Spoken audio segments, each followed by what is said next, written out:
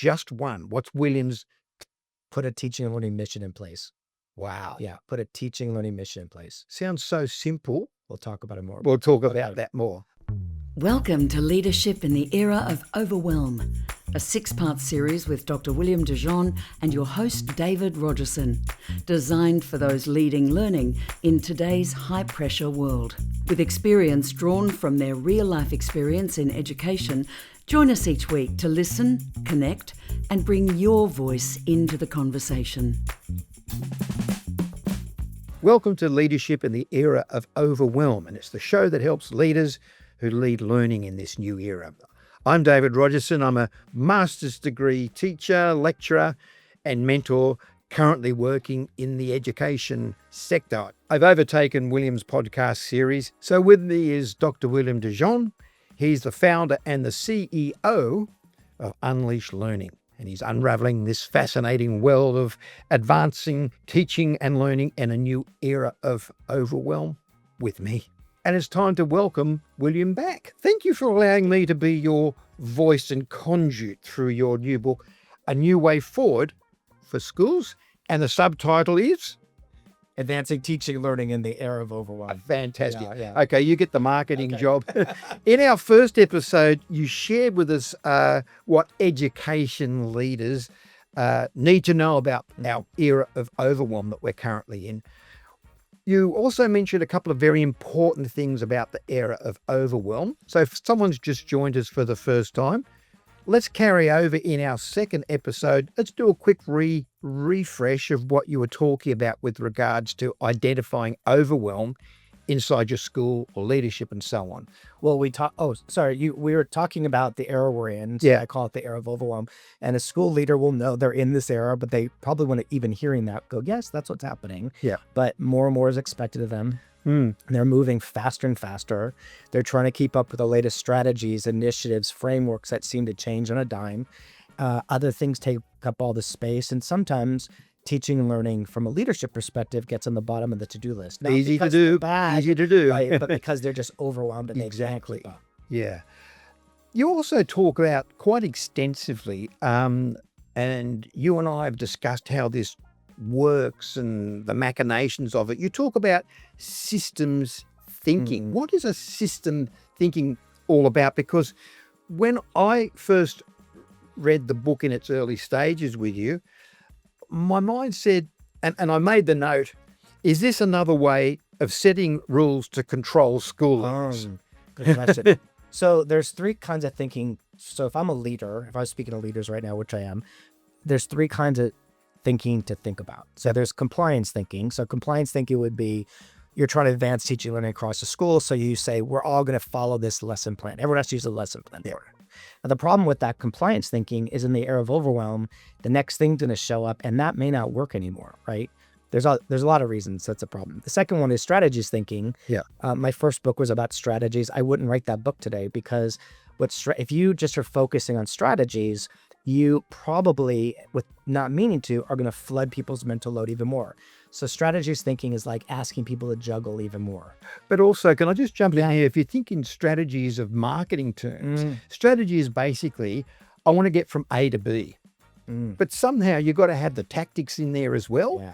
Because you need a GPS to guide you now of how to get from A to B, because along the way, there's so many different routes that we may have to take, or something's blocked here, or we need a different mode of transport. And it's sort of very broad speaking, but a strategy, I'm not sure today holds up unless it's in a business plan that sits with the board and everyone claps and away they go. Well, that connects to what systems thinking is. So what we talked about was what the keys are, which is the ship. Yeah. And so what a systems thinking is strategies.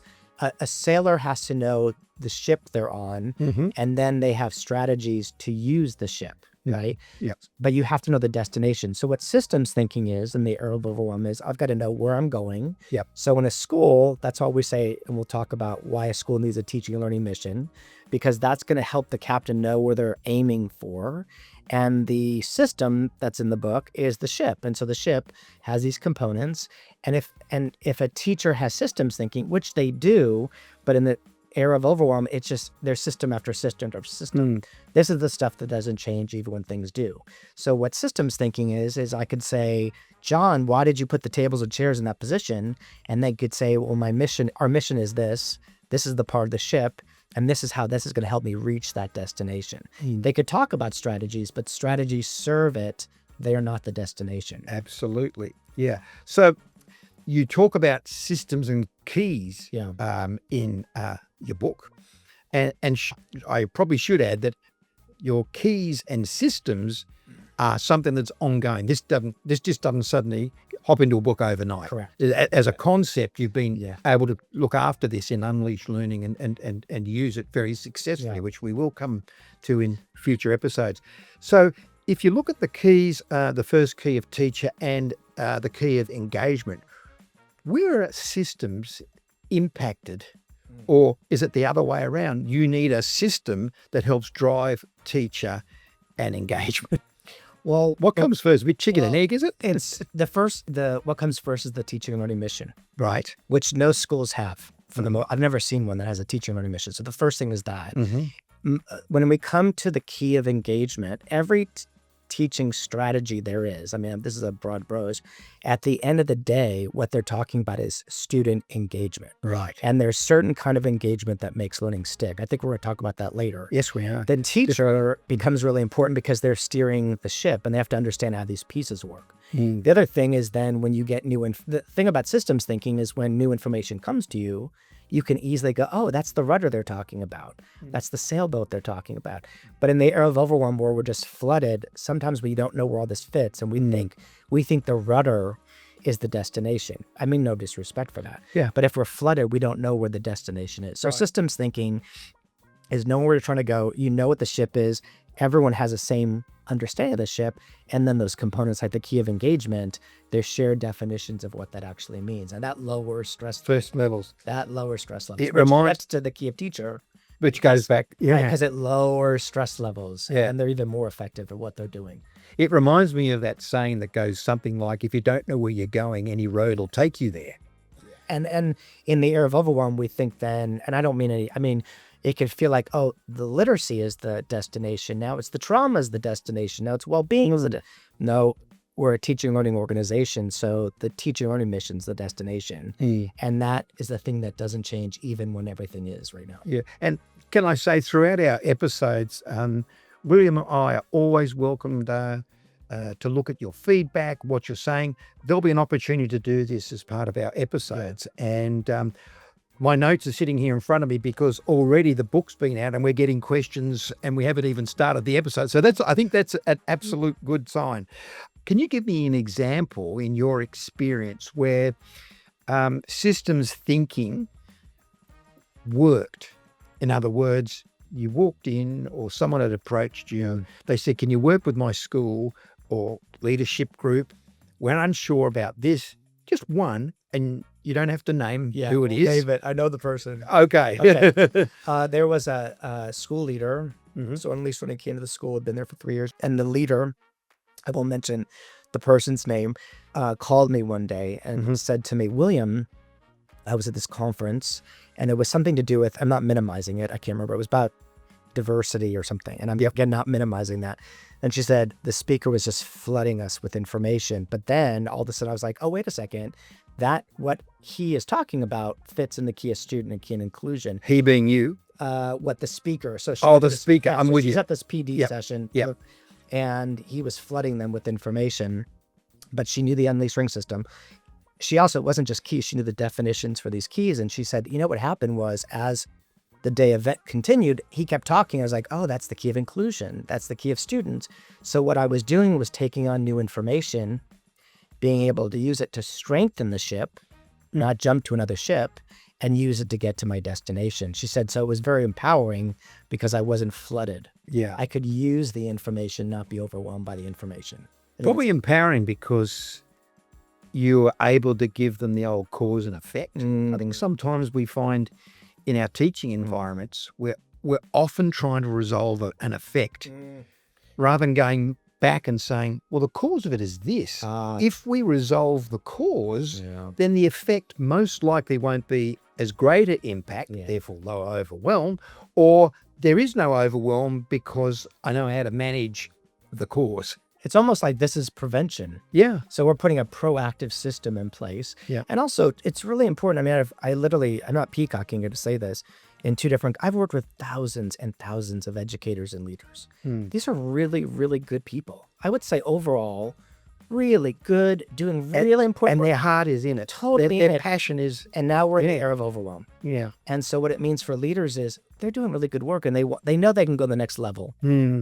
Some people go, I don't think we can because I can't take one more thing. Yeah. But they're often knowing they can bring the school to the next level. And this is about those schools and these incredible people doing really important work in a time that they're being flooded. Can I give you an example and just throw this out to you of a school that had a very good principal that I'm aware of and I have worked with. Yeah. And the principal virtually implemented pretty much what you've said. This principal had been there for over 30 years, so not 1 year 30 times, but 30 years. Yeah. The principal left, a new principal came along, the leadership group suddenly felt like the emperor had no clothes. And again, we're not being disrespectful, but I think if we get our real life examples, it kind of shows we're just not making this up as we go along. The new principal arrived, grades dropped. Yeah. Parents started taking their children out of that school. The numbers fell. Yeah. The performance level in, I'll call it NAP plan, but it could have been anywhere, which is, they were withdrawing their students or their children from the school. Then another one came, a new principal came along and went, this isn't right. So how do we manage that? Because quite often the teachers outlast the principal, particularly if they're career principals. So how do we do that? How do we manage that? Because that must be very, well, I noticed it was deflating for these people. Well, it's really the question to me is about, and I write about in the book, is about how to lead change that's going to last. Yeah. So you have to build capacity within the stakeholders, the new teachers, experienced teachers, et cetera, et cetera. You have to, there's an embedded approach. So it's in structures and systems.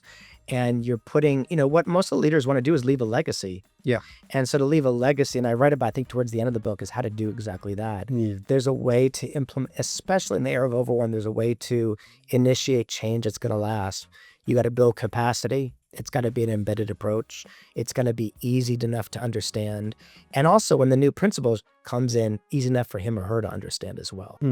It sounds like you need an advocate, regardless of who's the principal. You need many advocates. You need a team. Well, and that team is sometimes probably got to be a bit stroppy when the new one comes along and says, no, I don't think that's a good idea. I'm not going to give you allocated time to go and do personal development now. We've got more important things like school camps, the sports day, the fete, whatever else it might be. Again, not being disrespectful, but priorities over learning in the classroom happens all the time. Diminish. Yeah.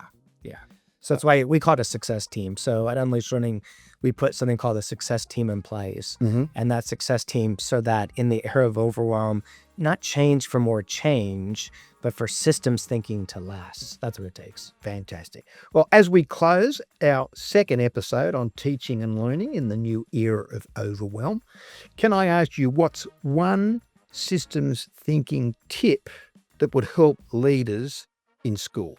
Just one. What's William's? Put a teaching and learning mission in place. Wow. Yeah, put a teaching and learning mission in place. Sounds so simple. We'll talk about it more. We'll talk about that more. All right. Thanks for discussing all the things that we could out of the book today. We've got so much more to make sure we delve into with William over our next few episodes. And in fact, in our next episode of Leadership in the Era of Overwhelm, we're going to look at why student engagement is key in the era of overwhelm. Have you got something already to think about, to talk to us about that? Is that your passion? One of the many passions. All right. I'm David Rogerson with the show that helps leaders who lead in learning in this new era. Catch you with William again in our next episode. Leadership in the Era of Overwhelm is designed for those leading learning in today's high-pressure world. Don't forget to like and subscribe below. And if you've got questions, we'd love to hear from you as well.